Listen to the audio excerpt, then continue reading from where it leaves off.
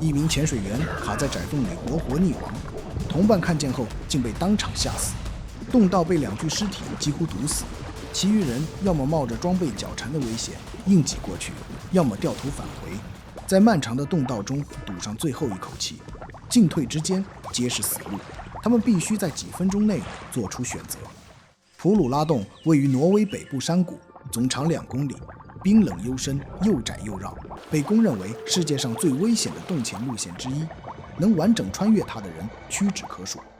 2014年2月6日，一车高手朝着普鲁拉徐徐驶去，5位均是经过认证的 CC2 满级洞潜水员。帕特和凯的经验最为丰富，1年前正是他们探明了整个洞道系统，成为历史上首次穿越普鲁拉的人。其余的胡奥、乌西、维萨则是首次跟队穿越。为了避免搅起淤泥影响视线，他们分成2组错峰下水。普鲁拉入口是一汪水潭，表面凝结着一层坚冰。第1组的帕特和胡奥率先用电锯划开一个3角形洞口，潜入水中。从这里开始是一段长约250米、能爬岸停留的气穴空间。头灯和千奇百怪的岩壁反光交织，好似置身于梦幻的童话世界。穿过气室后，迎来一个90度的急弯，洞道蜿蜒曲折，一路坠到水下135米，水温急剧下降为2度。潜水服一旦被锋利的岩石割破，几乎没有生还希望。为了应对复杂的洞道环境，帕特一行全副武装，配备的循环呼吸器能把呼出的二氧化碳过滤掉，补充氧气后循环再用，这便能带更少的气瓶钻过较窄的缝隙，也能在水下停留更久。而水下推进器能大幅节省体力，堪称深潜的提速神器。此外，每人还多带了一套备用呼吸系统作为最后的退路。潜了约1个小时，帕特和胡奥抵达了洞底深渊。从这里开始，他们面临整个洞穴中最狭窄的一段通道，其间乱岩密布，勉强够1人侧身通过，而且必须逐步减压，预计2个小时才能回到水面。最后还要沿着洞壁向上攀升，浮出水面，再向上攀爬近90米，穿过一个名为石猫头鹰的旱洞，才能回到地面。帕特率先钻过底部深渊后，逐步上升到112米。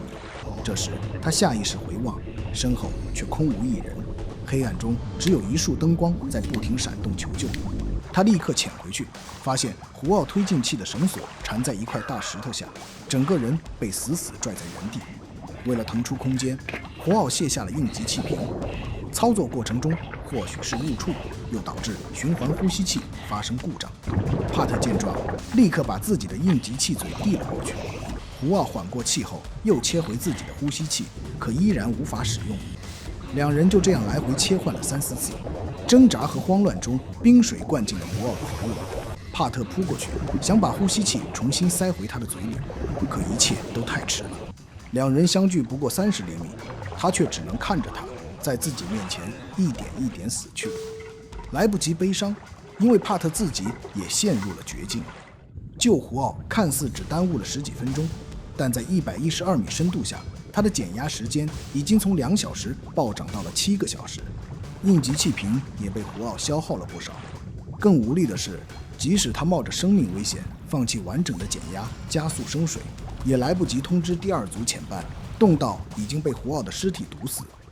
下午2点，维萨、乌西、凯按照约定依次下水，抵达深渊附近时，游在最前的维萨隐隐听到远处传来呼吸器的报警声。他闻声游去，发现胡奥已经溺水身亡，堵住了大家前进。如果他们原路返回，将面临漫长的减压，危险成倍增加。进退维谷之间，维萨孤注一掷，脱下气瓶，试着从尸体旁的狭缝中挤过去。紧随其后的乌西看见了窄缝里的尸体后，瞬间被吓懵了。呼吸骤然急促，二氧化碳在体内不断堆积，身体不受控制的晃动、抽搐。他试图切换到应急系统，但过度的慌乱引发了致命的弹醉。紧随其后的凯拼命用手势和声音安抚他，可深水吞没了一切。很快，乌西失去了意识，溺水身亡。面对失控的局面，稳重谨慎的凯并没有跟随维萨强行应急。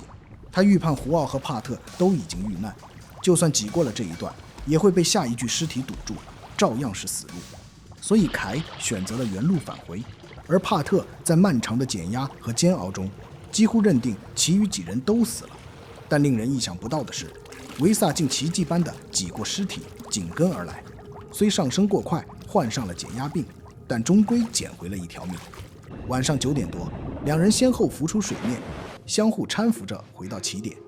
与此同时，右边的凯由于推进器半路失灵，只能靠着双腿奋力回游。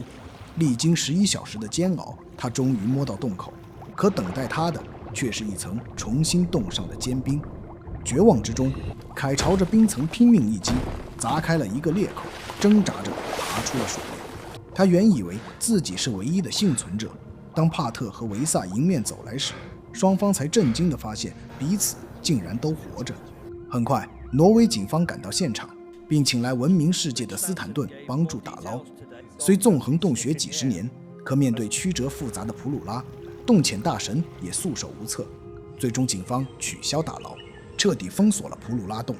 可对幸存的3人来说，那是一起出生入死的潜伴，情同手足。无论如何，都不应让他们的尸骨留在那片冰冷的黑暗里。于是，3人秘密组织了一支17人的小队，计划第一组从右边入水，带着遗体横穿洞道；第2组人再从石猫头鹰洞下去接应。听起来十分简单，但在狭窄逼仄的洞道里，无法一次性运出2具遗体。如果分2次运送，2具遗体都卡在同一条通道里，无论从左边还是右边下水，运其中1具都会被剩下的另1具挡住去路。那么他们是如何破解这个看似无解的死局呢？首先，脊柱受损的维萨只能留在水面指挥。凯由于之前亲眼目睹着2个潜伴死去，留下了严重心理阴影，因此第一波打捞主要由帕特、萨米负责。3月24日，2人入水后很快抵达了135米，找到了仰卧洞底的乌溪，但他们并没有停留，而是贴着洞顶小心翼翼地穿过去，径直游向前方那道最窄的咽喉。逐步解除了胡奥身上的绳索和装备后，帕特推进器拖曳着遗体行进在前，萨米负责在后面操控遗体的姿态，避免被狭窄的洞道卡住。逐步升水后，第2组潜水员从左边的旱洞下水接应，将胡奥的遗体运出洞道。帕特和萨米则留在水中完成漫长的减压。看到这里，相信大家都明白了，破解死局的方法就是绕过去，先把胡奥打捞出来，清理出洞道后，救援队便能从左边下水，顺利地将乌溪的遗体打捞出来。那么问题来了，既然能从左边下水，第一次为什么不直接从这个方向去打捞胡奥？原因是胡奥恰好卡在了一个前窄后宽的关口上，所以只能从右边入水往回拉，解除装备后再把遗体推出窄口。这场打捞行动一共耗时5天，其复杂程度就连后来参与泰国洞穴救援的大神斯坦顿都望而却步。可帕特、萨米等人却以命相赌，硬是把2位兄弟带出了黑暗冰冷的深渊。为表彰这份友谊，芬兰总统亲自授予帕特白玫瑰1等勋章，而这一切都被一支随行的摄制组拍了下来，后来剪成纪录片《潜入未知之地》，震撼了整个潜水界。帕特等人也被人们奉为盖世英雄，可质疑声也随之而来。大神斯坦顿坦言，这次打捞固然令人敬佩，可如果训练得当，胡奥和乌溪的悲剧完全可以避免。争议或许永远不会平息，但无论如何，普鲁拉的故事都在提醒我们，探索未知既需要勇气，也需要智慧。